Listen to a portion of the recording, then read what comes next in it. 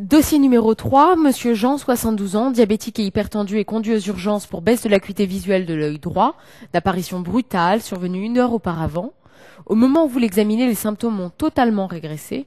Monsieur Jean vous explique qu'il s'agit du 3e épisode de ce type depuis 2 mois, mais qu'il n'a pas souhaité consulter auparavant compte tenu de la régression rapide des symptômes et de l'éloignement de l'hôpital par rapport à son lieu d'habitation. Vous réalisez un scanner cérébral en urgence qui ne montre pas d'anomalie.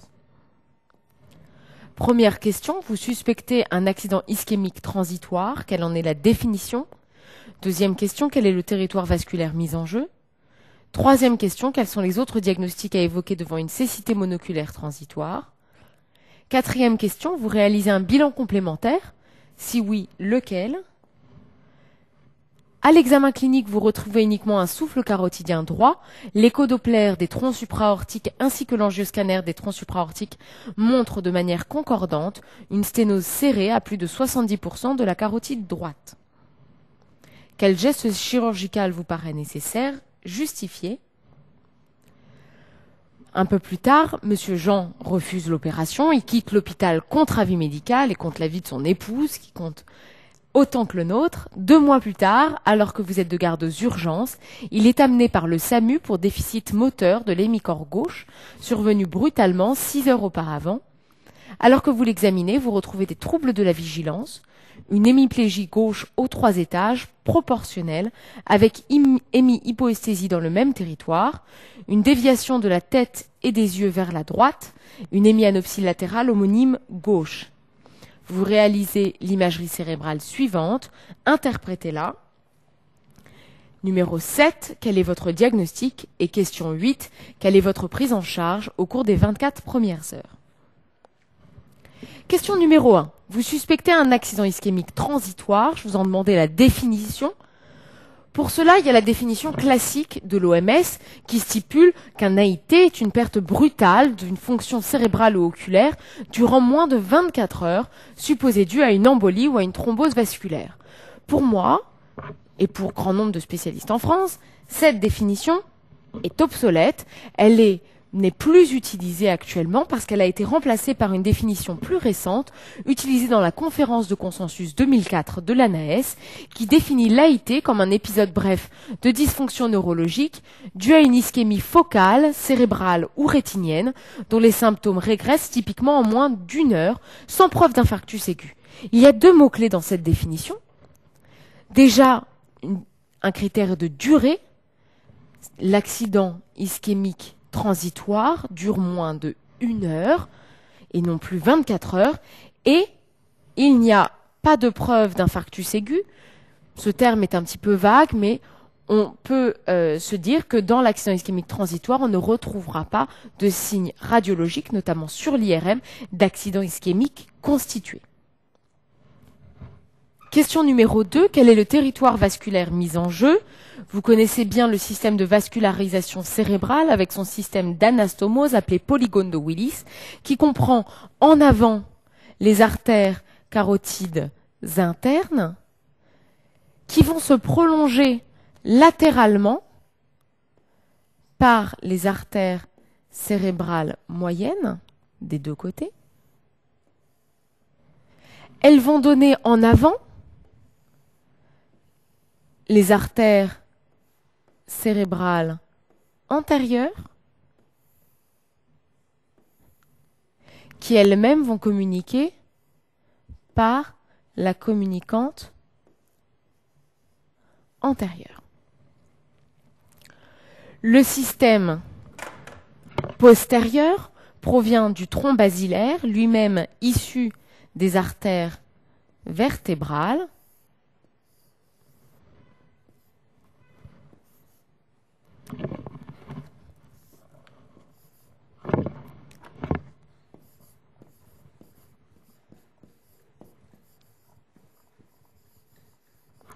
Donc le tronc basilaire,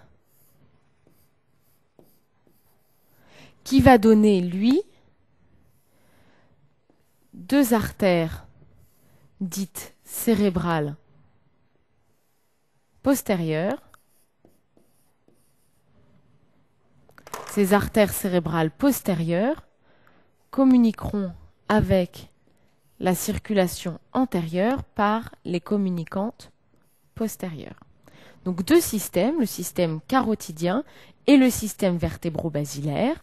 L'artère ophtalmique, elle, est issue de l'artère carotide interne, ce qui explique que chez ce malade, le territoire vasculaire mis en jeu est le territoire carotidien. N'oubliez pas de préciser le côté, ici le côté droit, parce que cette cécité monoculaire transitoire est liée à une embolie ou une thrombose de l'artère centrale de la rétine droite, qui est elle-même une branche de cette artère ophtalmique droite, elle-même branche de l'artère carotide interne droite, comme on l'a vu sur le diagramme précédent. Question numéro 3, les autres diagnostics à évoquer devant une cécité monoculaire transitoire. Question essentielle, parce qu'il y a un PMZ, un oubli égal 0 à cette question. Chez le sujet âgé qui présente des troubles ophtalmaux, il ne faut surtout pas passer à côté de la possibilité d'une artérite de Horton. Alors ne l'oubliez pas, vous non plus. Les autres diagnostics qu'on peut évoquer devant une cécité monoculaire transitoire, peut-être celle d'un glaucome aigu par fermeture de l'angle. On peut aussi avoir ce type de manifestation devant une hypertension artérielle maligne, devant un œdème papillaire lié à une hypertension intracrânienne. On peut avoir une cécité monoculaire transitoire en cas d'OVCR ou en cas de névrite optique rétrobulbaire. Dans ce cas, les symptômes régressent après une durée d'évolution un petit peu plus longue quand même. On me pose souvent la question des manifestations liées à la migraine ophtalmique. Est-ce que ça peut donner des cécités monoculaires transitoires? Je trouve que c'est une question qui est intéressante. La migraine ophtalmique va donner des manifestations positives à type de scotome scintillant, plus que des manifestations négatives à type d'amputation du champ visuel ou de cécité monoculaire transitoire. Donc je ne l'ai pas retenu dans les hypothèses diagnostiques de CMT. Réalisez-vous un bilan complémentaire? Si oui, lequel? Oui, évidemment, nous allons réaliser un bilan complémentaire. On va rechercher les grandes causes d'accidents vasculaires cérébraux, que sont les causes athéromateuses, les causes cardio-emboliques,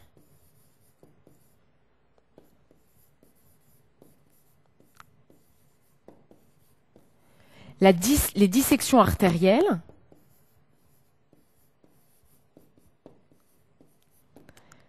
les troubles de l'hémostase, innés ou acquis, en vous rappelant que dans 40% des cas environ, on ne retrouve pas la cause d'un accident vasculaire cérébral.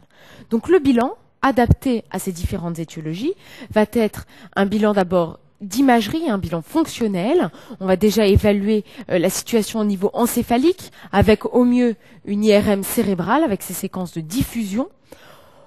On avait déjà réalisé un scanner cérébral dans l'énoncé, donc c'était pas forcément la peine de le préciser. Sinon, pour évaluer la possibilité d'un athérome au niveau des artères extra- ou intracrâniennes, on réalisera un échodoppler artériel des troncs supraortiques avec doppler transcrânien. Cet examen pourra facilement être remplacé par la réalisation d'une angio-IRM des troncs supraortiques et intracrâniens, qui est un autre examen peu invasif pouvant être réalisé. Pour évaluer la situation et la possibilité d'une cause cardio-embolique, on réalisera une échographie cardiaque transthoracique en première intention. Bien sûr, dès l'entrée du patient dans le service, on réalisera un électrocardiogramme, voire un Holter ECG. Sur le plan biologique, hormis le bilan standard, ce qui est important, c'est d'évaluer les facteurs de risque cardiovasculaire, avec une glycémie à jeun, une hémoglobine glyquée, un bilan lipidique à jeun. On fera un bilan d'hémostase qui restera standard, TP, TCA chez le sujet âgé. Il n'y a pas d'indication chez le sujet âgé à aller plus loin dans le bilan d'hémostase.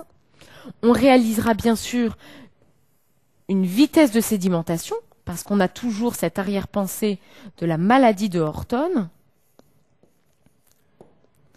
Et on dosera les enzymes cardiaques pour évaluer la possibilité d'une ischémie myocardique associée.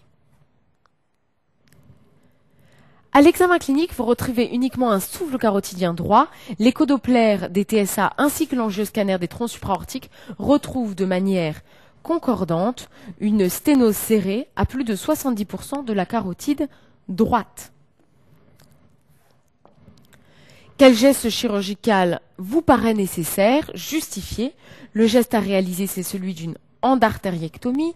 N'oubliez pas le côté, on le répète jamais assez, donc c'est une endartériectomie droite.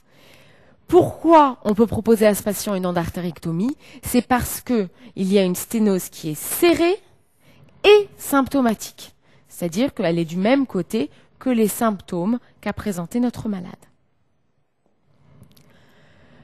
Ce patient refuse l'opération, il quitte l'hôpital. 2 mois plus tard, vous le retrouvez parce qu'il a un déficit moteur gauche survenu brutalement 6 heures auparavant. Vous allez voir que dans la prise en charge, le délai est important. À l'examen, vous retrouvez des troubles de la vigilance, attention, mauvais pronostic, une hémiplégie gauche aux 3 étages qui est proportionnelle. Proportionnelle, ça veut dire qu'elle est d'intensité identique aux 3 étages, avec une hémihypoesthésie dans le même territoire. Il y a une déviation de la tête et des yeux vers la droite et une hémianopsie latérale homonyme gauche. Vous réalisez l'imagerie cérébrale suivante, interprétez-la. C'est toujours un petit peu difficile l'imagerie en neurologie. La première question, c'est de se dire déjà quel type d'imagerie. Là, c'est de manière relativement évidente un scanner, parce que je vous rappelle que dans le scanner, on voit très bien la table osseuse qui apparaît épaisse, qui en plus est bien accolée au parenchyme cérébral. Le parenchyme cérébral, lui, apparaît un petit peu moins bien défini que dans l'IRM. Donc là, c'était bien un scanner. Il était sur aucune de ces coupes-là injectées. Donc on a 2 coupes de scanner cérébral sans injection de produit de contraste. Ce qu'il fallait voir, c'était tout d'abord sur la coupe de gauche, une atténuation de la densité des noyaux gris centraux. Les noyaux gris centraux, je vous rappelle que ce sont ces structures, notamment ici le noyau codé, et là, le noyau lenticulaire. Vous voyez qu'on les voit très bien du côté gauche, ici, mais que par contre, à droite, ils étaient beaucoup moins visibles. On devine ici le noyau codé. Par contre, le noyau lenticulaire est quasiment complètement effacé.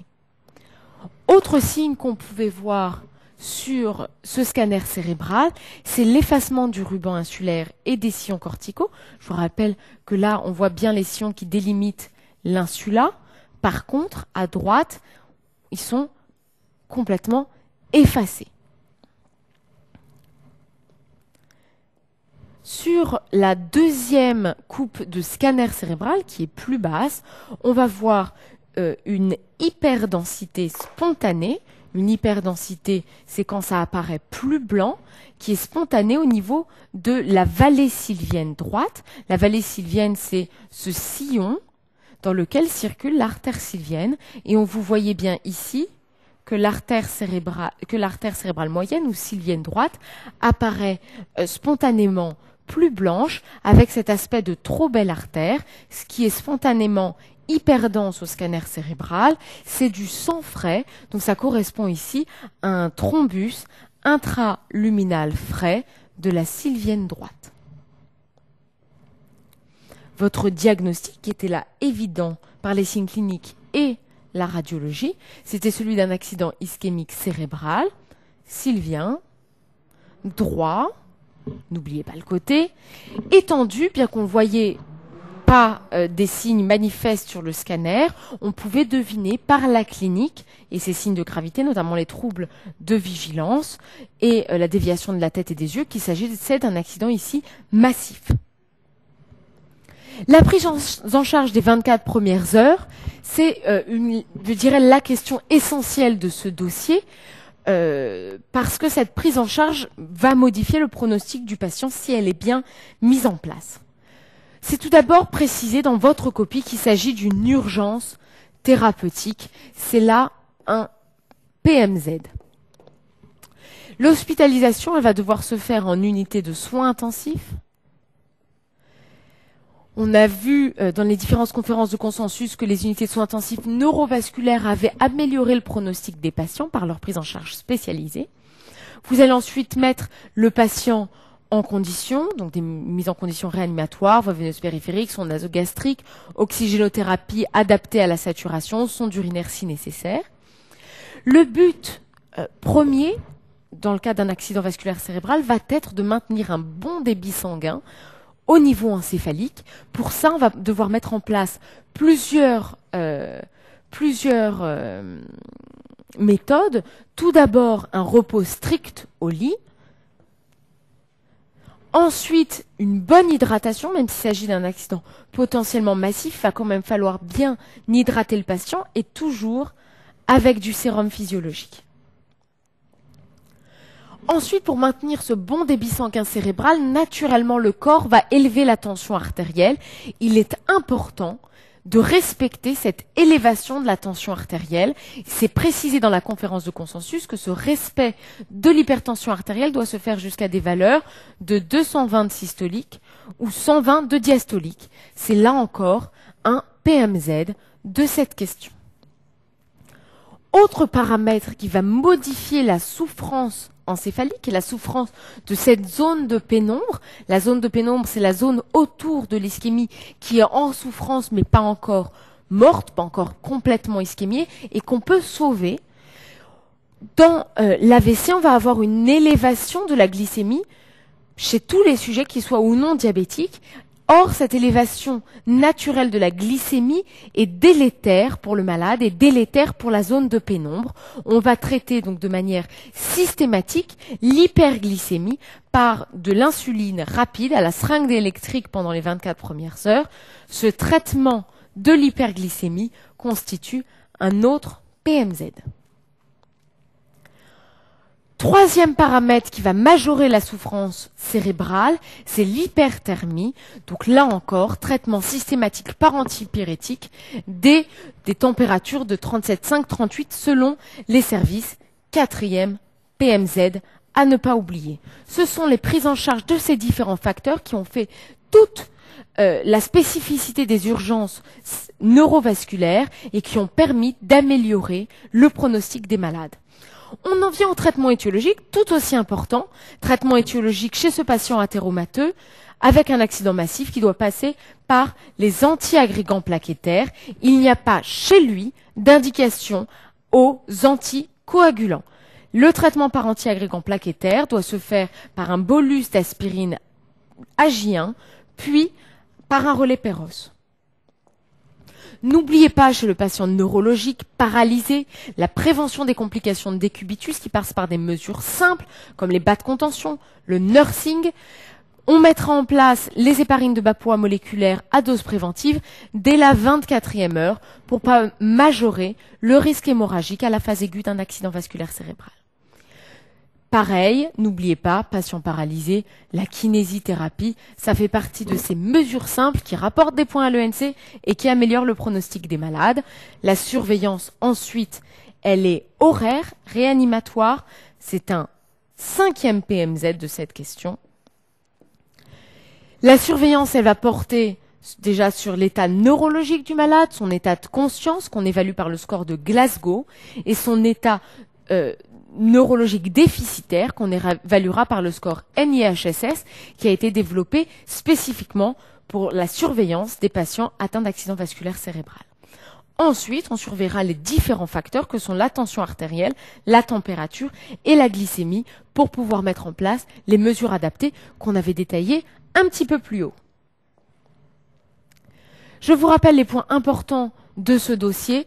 Il y a énormément de conférences de consensus qui ont été écrites sur ces 3 dernières années au sujet de l'accident vasculaire cérébral, tant sur sa prise en charge urgente que sur sa prise en charge paramédicale. S'il y a 2 conférences de consensus que vous ne pouvez pas manquer, c'est celle intitulée tout simplement accident vasculaire cérébral de l'ANAES 2007 et l'autre intitulée prise en charge diagnostique et traitement immédiat de l'accident ischémique transitoire de l'adulte qui date, elle, de 2004. Je vous rappelle les mots-clés parce que Faire de la répétition, c'est ce qui compte. N'oubliez pas la prise en charge de la tension artérielle avec un respect jusqu'à des valeurs de 220-120 en cas d'accident ischémique. N'oubliez pas le traitement systématique en cas d'hyperthermie ou en cas d'hyperglycémie. Et bien sûr, le repos strictoli qui permet le maintien d'un bon débit sanguin cérébral.